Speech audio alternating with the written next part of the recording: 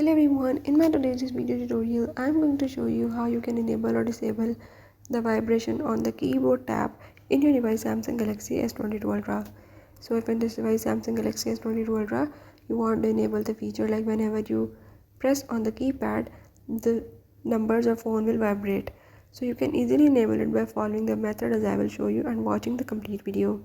Before that, don't forget to subscribe my channel and press the bell icon. Now let's watch the video.